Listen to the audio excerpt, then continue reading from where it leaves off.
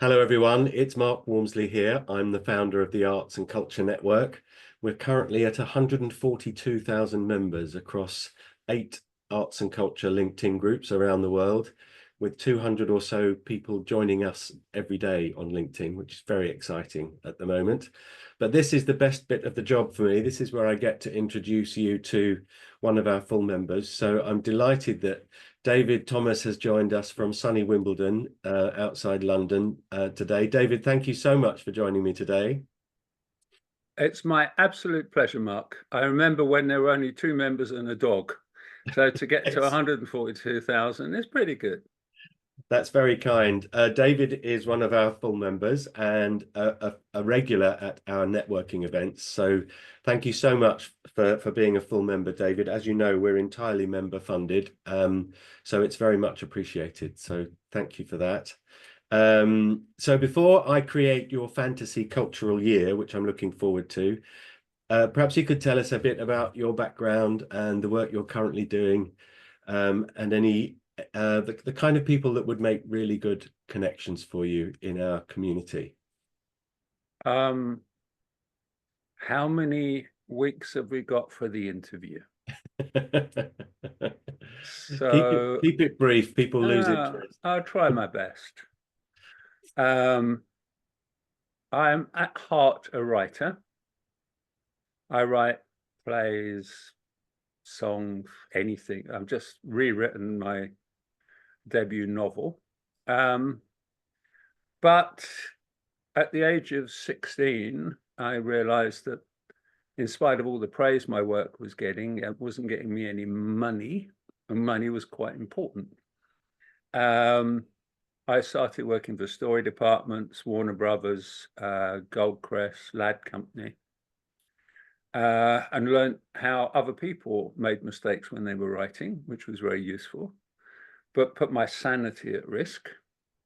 And in those days, the best money was on the back of a guy called Stanley Kubrick, who was desperately trying to find a project. And his secretary would arrive in Wardour Street with boxes full of books. And it was as much as you could eat. You didn't have to go into great detail about dialogue or narrative or production values. You just, yes, no, maybe, on to the next one, another 30 quid. Thank you very much. And then sadly, Stanley found a project he wanted to do, to my horror, which meant there were no more books. And to his horror, Warner Brothers said, yeah, we're not going to make it, Stan. So had to find a job, went out to, because I actually, on the same day my radio broke, took the radio to get fixed by my old man who worked in Earl's Court. And in those days, a radio, if you didn't have a telly or there was no internet, it was your one link to the world. Anyway, walking back from meeting him, I saw a sign in a job centre window saying, commissionaire wanted. Now, in those days, a commissionaire was a Somme veteran, bent double with medals, not one of those. And it said New London Theatre. I don't know where the hell that was. And overslept on the day of the interview, got a cab. Cab said, where, mate? I said, New London Theatre. He said, never heard of it. Because in those days, the New London was only famous for This Is Your Life and snooker. So spent my last fiver. We found it in the end. Got a job working on a show, which, walking across the stage and seeing giant cans of cat food and thinking, I might get a couple of weeks work out of this. 21 years later, I had the task of casting the runes and seeing whether I felt that we could keep cats on for another year. As an orchestra member, you will know what it's like to work 21 years on a show, non-stop, 8 shows. Well, Sundays you did your session work as well, but our members of our orchestra had never played in space. So while starting with cats, starting in the foyer, free coffee while you wait, nobody leaves the box office without buying a ticket. Do anything, drag them back if you have to. worked. As I said, we ran 21 years on the first run. In the meantime, the firm had even bigger hits with Les Mis, Phantom of the Opera, Miss Saigon, Mary Poppins, and I went from front of house to theatre management to sales and marketing, and again trying to stop people leaving the box office, be it physical, virtual, or agency, without giving us their money, because we needed their money because these shows aren't cheap. So that's how I went from my solitary work of writing to a bit more social, involved with these musicals. I'm very pleased to say 2 of them are still running, so it must have worked. And then from that, I went to work with a friend who's another member of the Arts and Cultural Network, Mr. Ray Jones, now with Talent Back, but in those days it was Superbreak. And we had a lot of fun packaging all the West End shows and concerts and exhibitions with rail and accommodation. And generally, by packaging, you could bury everyone's sort of invisible prices. Rail, a lot of rail fares are extremely reduced off-peak, just like shows, just like hotels. And if you combine off-peak rates and you leverage your ability to fill seats or fill hotel beds or train seats, you can turn in a really good deal for the customer. And so that was Superbreak. Wonderful, wonderful organization. Went bust, sadly. I got out before it went bust. And then, having been the person saying, move that button or change that banner, I then went to work for Viva Ticket, which is a ticketing software company. On the other side, being the person who says, we can't move that button, it's 3 months dead, and we can't timetable it for a year. Viva Ticket, a sort of an amalgam of different international companies. So the Louvre and the Eiffel Tower are part of the French Viva Ticket operation. In my day, nearly every theatre in the West End was on the Enter system that they owned. Historic Royal Palaces were on the Boss system that Viva had. So we started the day in Australia with calls to the dev team there. Then we moved to Europe for Milan for the front end, over to France, and then Orlando. They're just getting up as we want to finish. And then we'd have to go through, because we did a lot of the theme parks, so Disney World and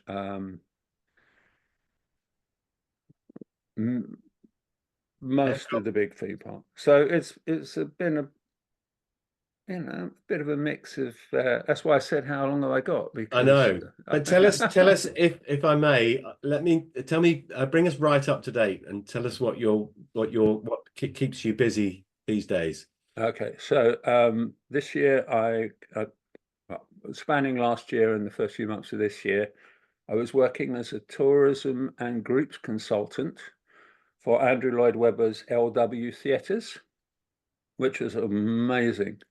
I went right back to my early days of CML, which was essentially looking at the data and seeing what stories, both UK and internationally, what those stories were telling us about where the opportunities were now and in the future for the shows that LW was hosting. So it was belt and braces, a lot of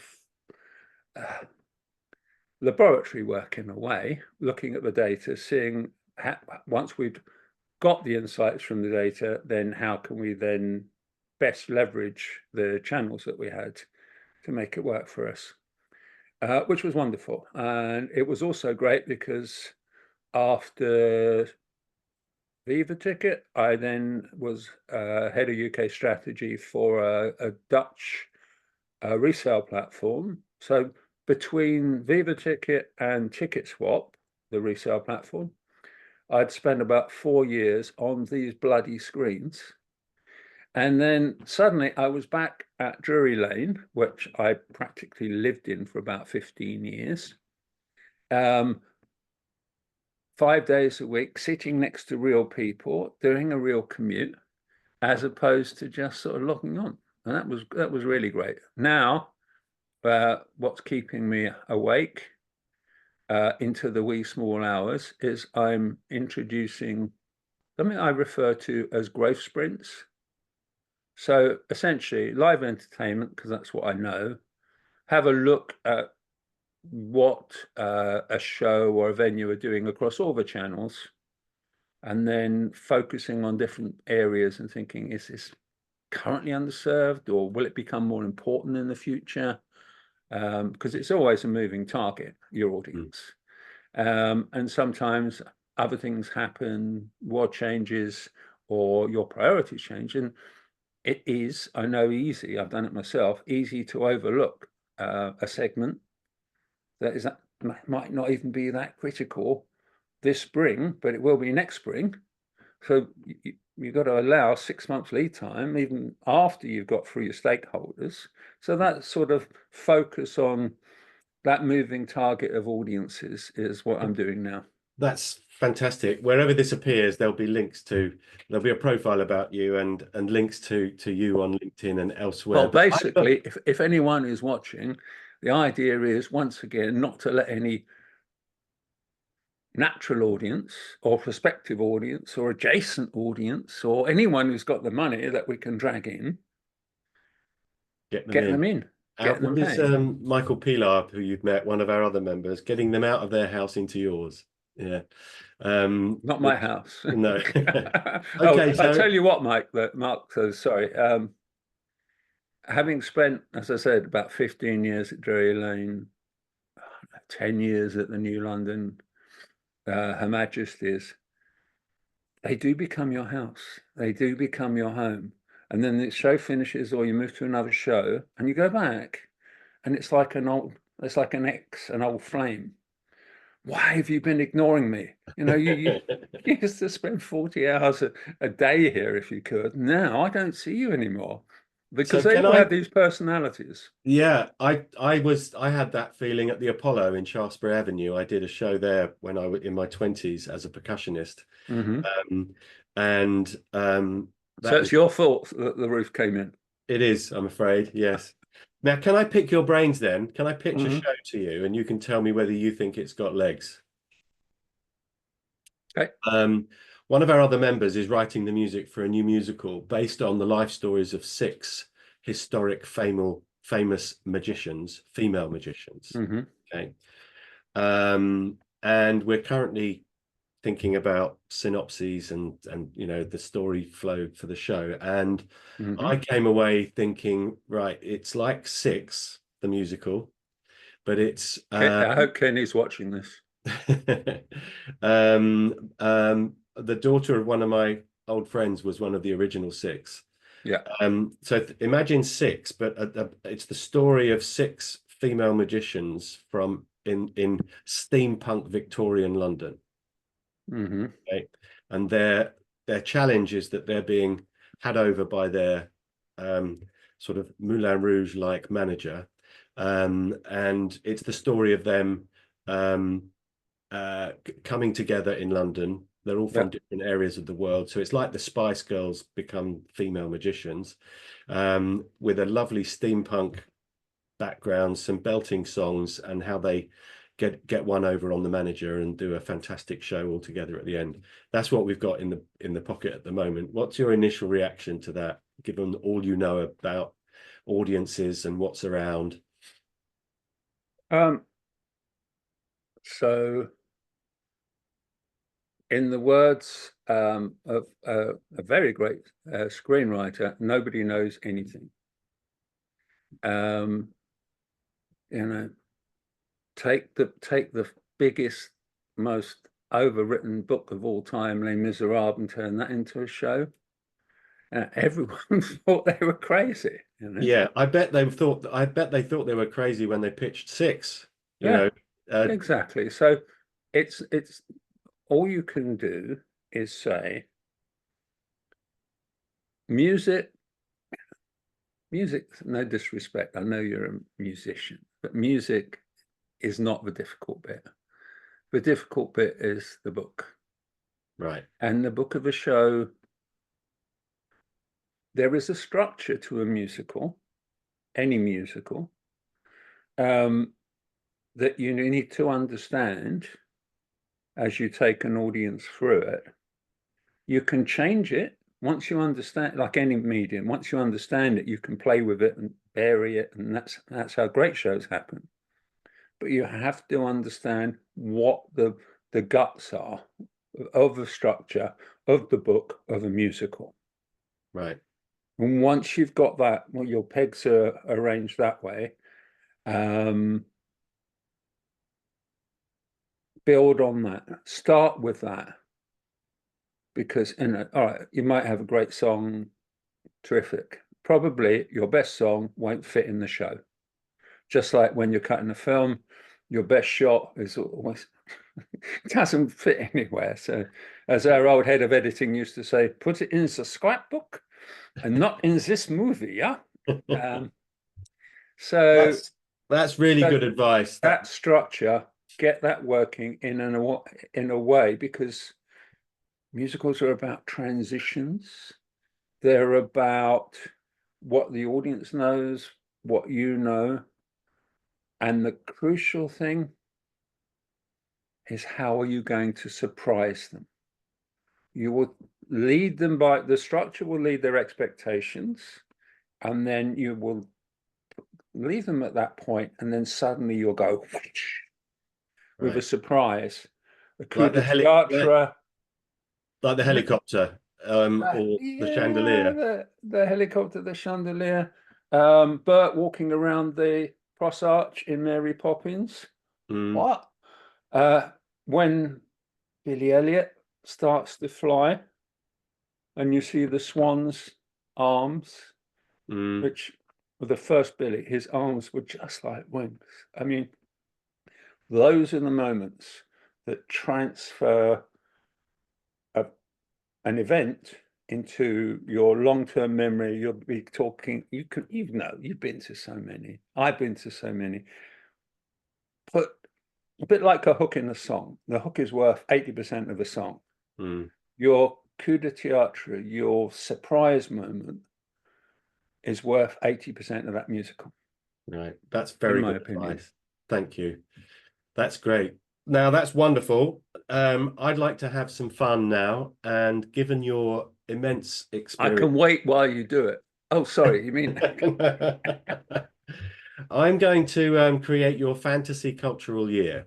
Okay. From the answers to some easy questions. And in my experience, it pulls out anecdotes, surprises, detours, and laughs. So we'll crack on. And I'm going to place you somewhere in the world by asking you, what's your favorite building?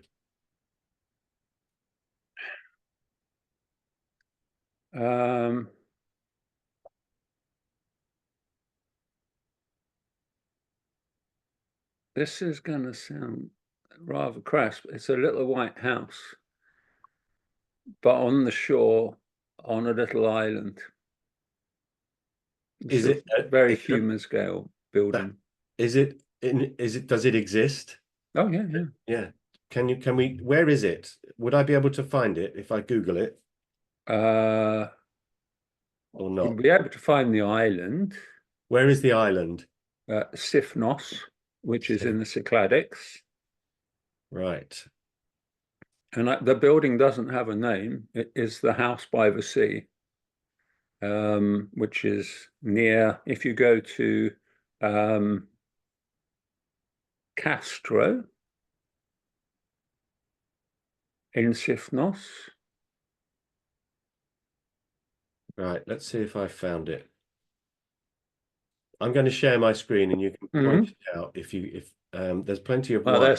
There are so many little white. Oh, I'm sure, but we'll get a sense of it. Where's the share button gone? There we are. Right, this is fun. Can you see that? Yeah, I can. So that's Castro. That's Chris O'Piggy.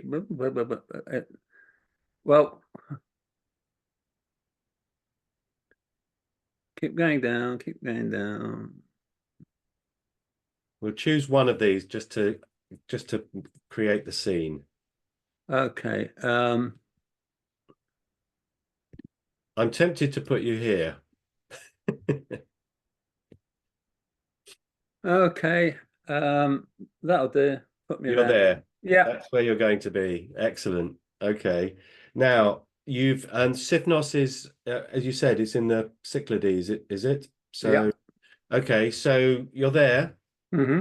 You're admiring the view from the veranda of your lovely White House, looking over the Aegean Sea, would it be? It is. Uh, um, and there is a book to your right on the table there.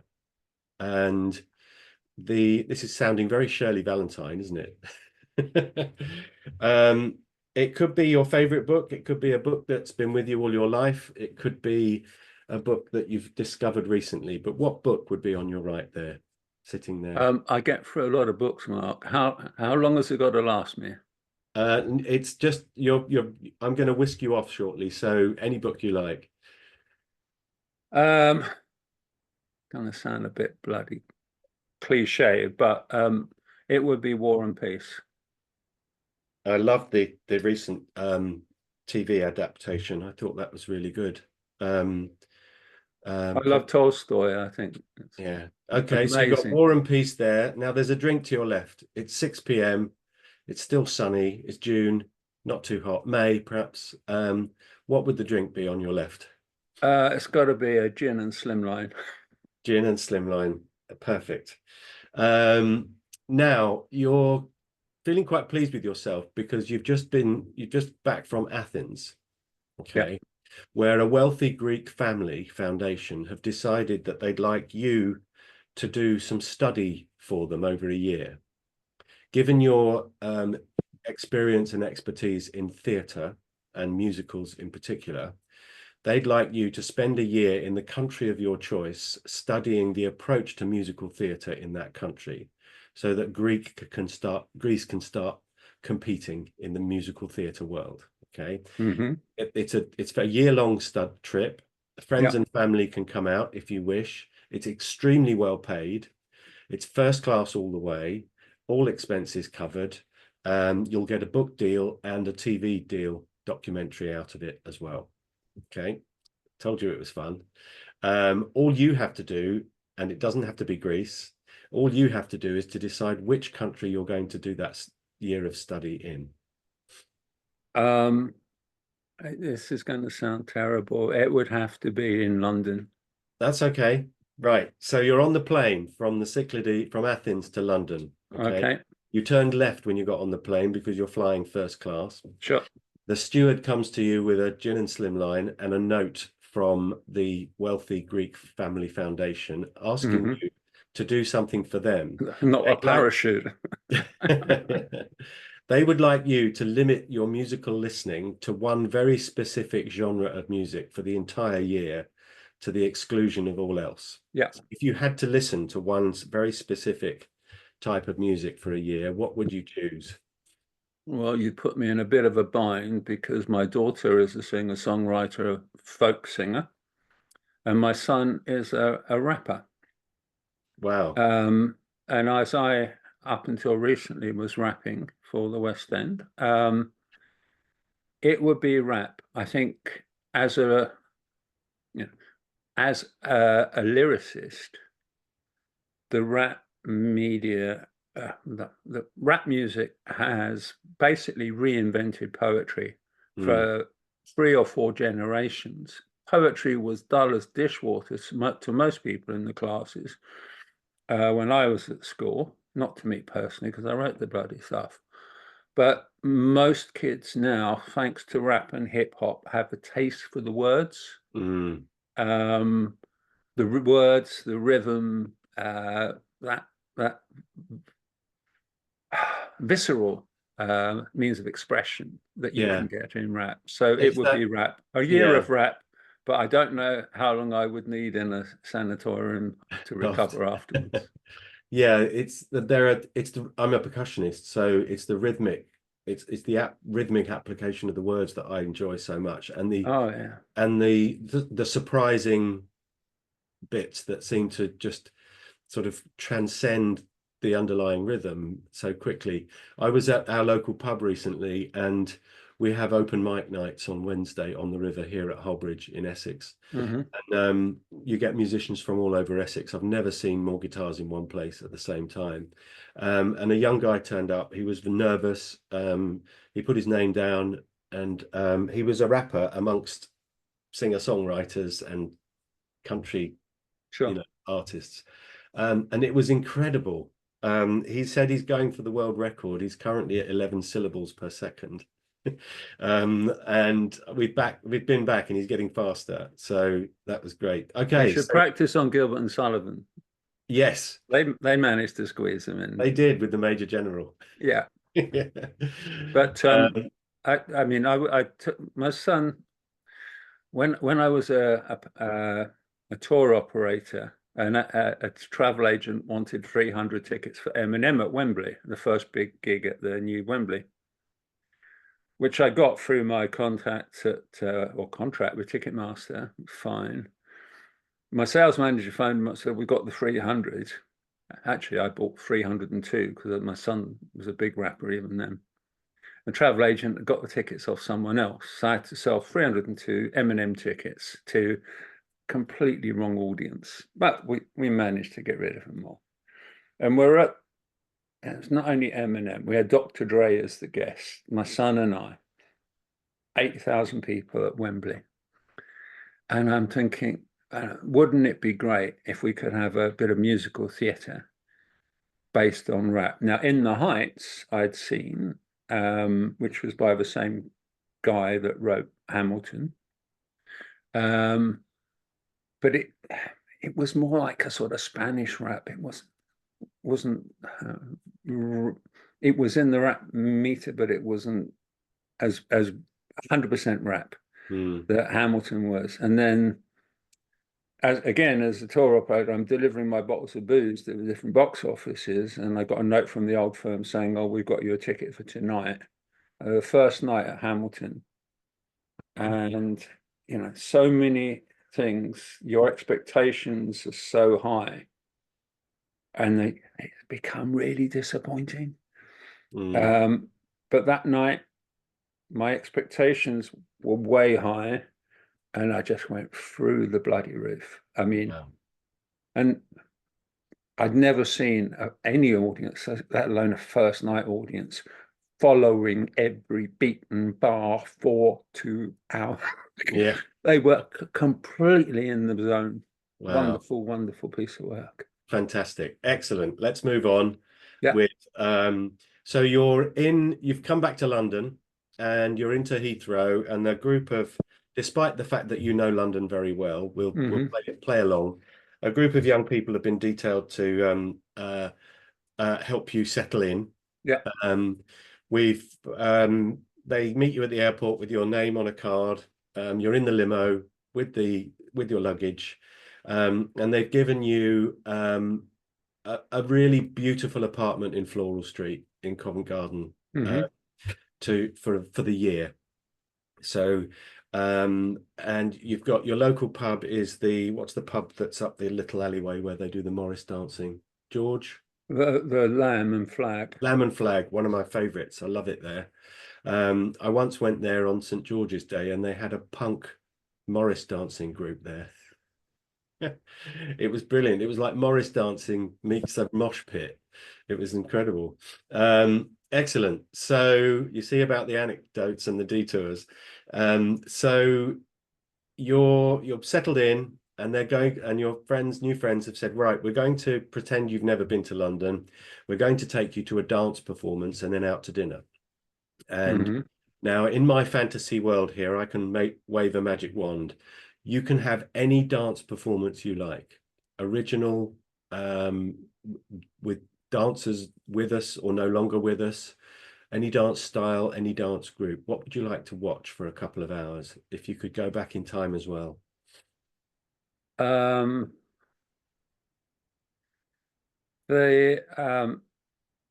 all right, Diaghilev with his ballet russe when they were starting out would have been something. I had one of the shows I needed to increase the revenue from was a little show called The Swans by Matthew Bourne. And I went to the Piccadilly and just saw these guys going into rehearsal, just flopping around. And there was no formal rehearsal. It was just loosely. I could have sold tickets for that. I mean, that company would deviate. How they stick so many bodies together. But if you could take me to one, it would be. Can I be sneaky and say mine? Yes. Greatest single performance I've seen by an individual was Marcel Marceau at Sadler's Wells when he was 80 something, and just with one body, he populated a stage for 2.5 hours. Wow, you can have that all on his own. Fantastic. Legendary mime artist, Marcel Marceau. Okay, that's great. And dinner. You can have any national cuisine you like. Where would you like to go for dinner?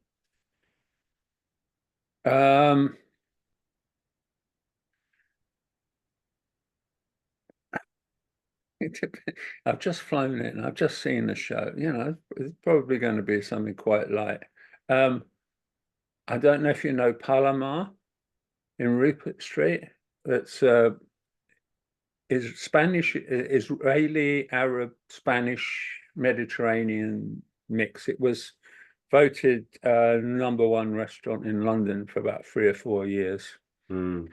And they do things like deconstructed kebabs, which sounds dreadful. It sounds like something that's happened on the Northern Line after a game at the Emirates, but it's actually one of the most wonderful food. So yeah, it'd be something like that, Mediterranean. That's just down from the Apollo, isn't it? Yeah.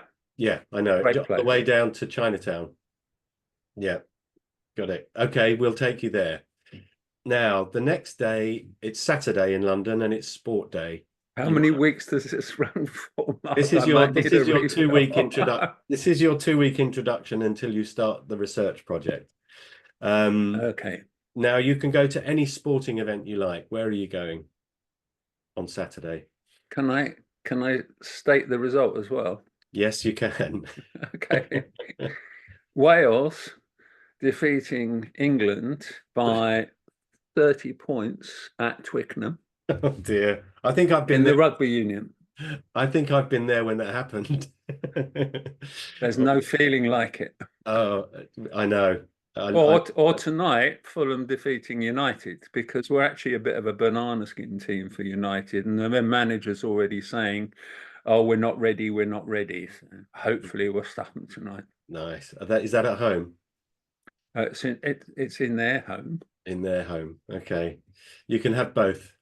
Okay. Now, in London on the South Bank, next to the National Gallery, is a new digital art gallery, in which you can immerse yourself in the work of famous artists using virtual reality. You can step into a painting and walk around and be one of the characters in the painting.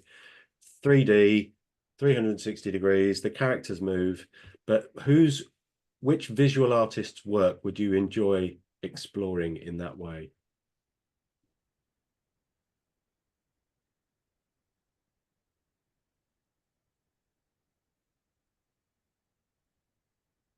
I think I would go for one of the pre-Raphaelites and wander through Arthurian legend and Wagnerian legend with go-eyed Belle Dame Sans Mercy. There's maybe because a lot of it started where I grew up in Fulham and Chelsea. There is this sort of faux Gothic Yeah, world, which I actually find quite enchanting. love it. Well, you can do that, and we'll give you the whole range. So you've got a pre-Raphaelite immersion experience. Lovely, excellent. Now I'm coming up to London to spend the week with you. Uh, Hmm. we're going out Monday, Tuesday, Wednesday, Thursday, Friday to do something different each evening. Monday night is a pop or rock show. Tuesday night is a play. Wednesday night is a musical. Thursday night is an opera, and Friday night is cinema. You get to choose what you see, what we see together. So, and this is a fantasy year, right? Yeah. So it can be Okay. anything. So what pop and rock show would we see? Um, it would You be can time okay. travel. You can time travel if you Yeah, wish. yeah, yeah, yeah, yeah. No, it would be easy. It would be David Bowie, circa 1972, because before he got all of that insanely. Right. Okay. That's great. And a play on Tuesday. The play would be The End of Love. Mm-hmm. Hmm. End of Love. I don't know it. I should. I'll You, look it you, up. no, you haven't. You shouldn't, because I've not managed to get it produced yet. It's my latest play, So it's your but play. I'd really love to see The End of Love. Yeah, Okay. it's only, Fantastic. if anyone's out there, it's only a free-hander, very Yeah. cheap. Nice. A musical on Wednesday. Um, and it can be any musical Any ever, musical ever, ever, ever, ever. ever. Yeah. Historical, time travel, first nights of something. I think for going back to this thing about the book, Mm. I said to the writer of this musical that everyone writing a musical should, by law, have to watch Jersey Boys. And he said, "That's great, David, but we didn't actually write it." I said, "Well, you got the credit for it." He said, "Yeah, but it was all him upstairs. Mm. Everything in that show was written by God. We just took the notes, and we took notes from the surviving band members. We listened to one, oh, this is brilliant. And then we listened to someone else, and it's completely different. And then we listened to the third person, and so that's it. We can't do it. We give up." And Mm. then light bulb moment, we'll combine the three stories, and that, as I say, the book of Jersey Boys, nothing Master like it. masterpiece. Good to Yeah. know. Opera on Thursday. Um, it would be Akhenaton, not the Philip Glass, the one I wrote before him. Mine was finished about 2 years before his. I mean, my lawyers are still talking to his lawyers, but there we are. There we go. Okay. And Friday night, a film. Big screen, best seats in the house. Um,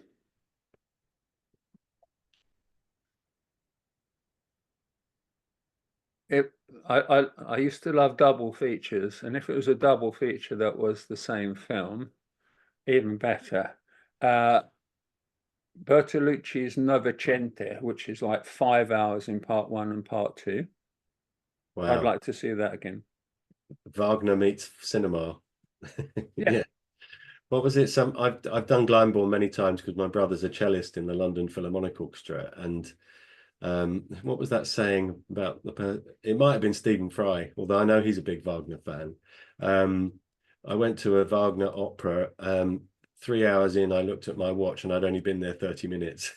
You know, cruel. Yeah. Um, excellent. But it's got a bad press, but just for the opening to the overture of Tannhauser, I can forgive him Yeah, yeah, so much. brilliant. Now, next day, we're nearly there, by the way. Next Okay. day is Hero Day. Yeah. So I'd like you to invite somebody for lunch in London. It can be anyone, with us or not, family or friends, famous or otherwise, Who would you dearly love to spend 2 hours with to pick their brains?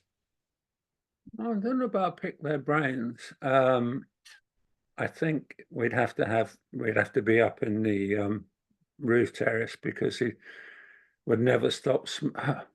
There would be two. Can I? You can have two. Yeah. Yeah, I think I would have Kurt Vonnegut and Charles Dickens together. So Nice. Vonnegut would smoke and drink, and Dickens would probably be fascinated by all the waitresses. But I think between them, that would make for a really fun lunch. That would. Now, just as a final question, Dickens has accepted your invitation. Okay. Yeah. If you had to invite a third person who you would like Dickens to meet, who would it be?